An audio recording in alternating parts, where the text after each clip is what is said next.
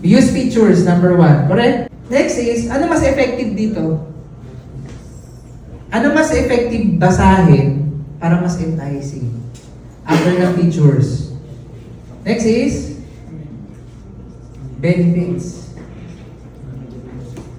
Diba? Kunyari, ano pinagkaiba ng features sa benefits? Kasi may clear indicator, may thin line indicator yan eh. Ano pinagkaiba ng features sa benefits? Parang parehas lang, no? Tama ba?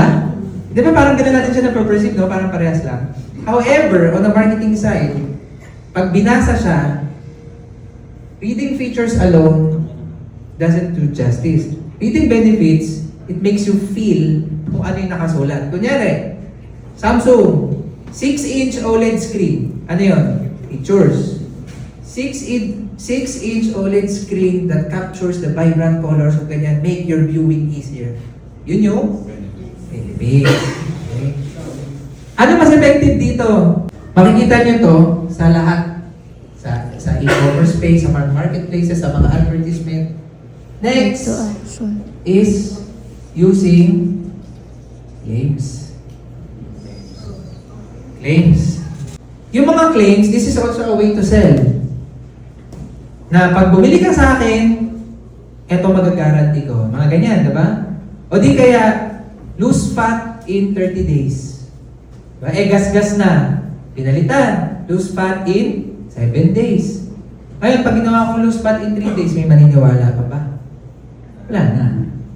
Diba? Kasi ito yung mga ways eh. So ito yung mga effective ways, claims. Dito, ay wala kayong magiging problema. Ang kuryente po niya nasa ilalim. Diba? Umulan, bumagyo, bumaha, hindi po magpa-brown out. Yung mga ganun, diba? Claims yun eh. Kasi wala namang kasiguraduhan. Claim lang siya. Diba? Ano yung next dyan? Kung hindi ka pa rin makabenta gamit yung claims, ano yung pwedeng gamitin na next?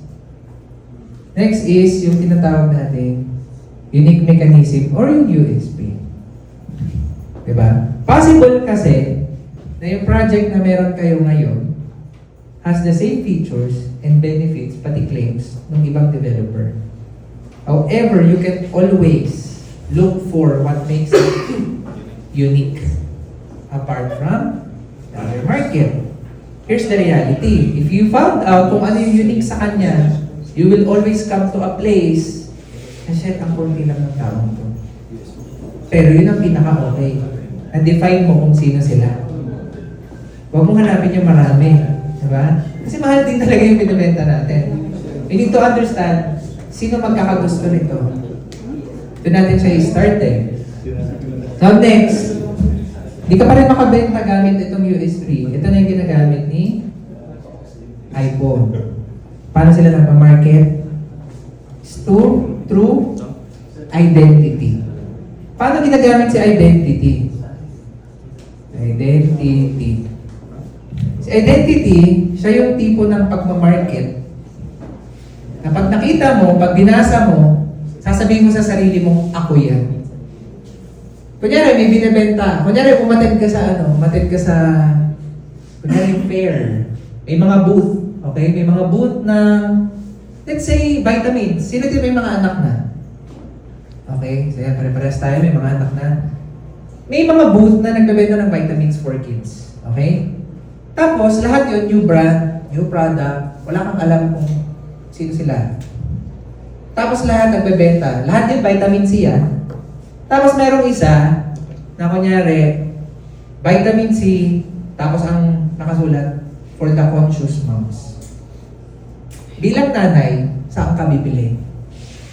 Ako yun. Diba? Ay, ako to. Conscious mom ako eh. I love my kid. Ito yung bibili ko. Kasi ako yan. Ano ba yung iba identity? Pag nakita niyo yung brand ng Nike, ano na iisip natin?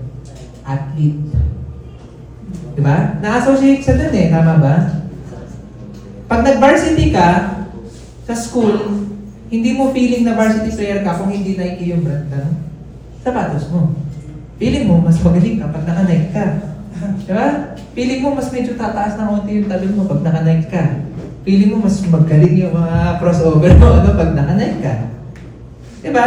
Kasi that's, paano, ganun siya in-inject sa atin eh. Yung identity. Question, pag ang Nike ba naglabas ng leather shoes, bibili kayo? Bakit? Para ka na? Gago. Di ba? Kasi okay siya pang athlete.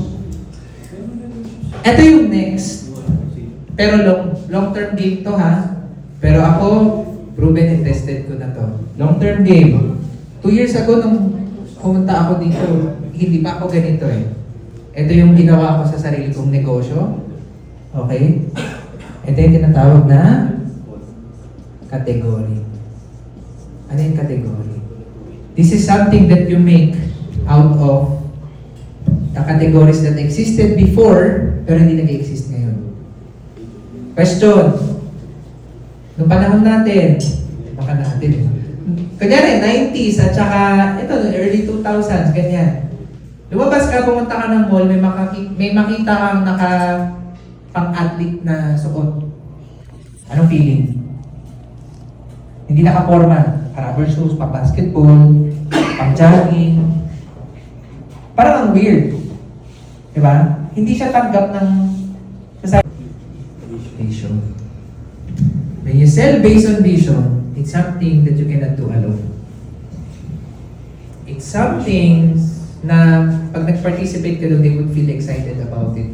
It's something na pag na-pull off mo, yung buyer mo na mismo magmamarket para sa'yo. Diba?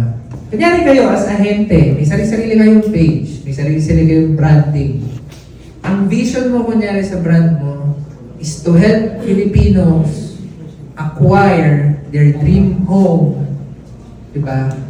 Seamlessly, nang walang hassle. Kunyari yun ang vision mo.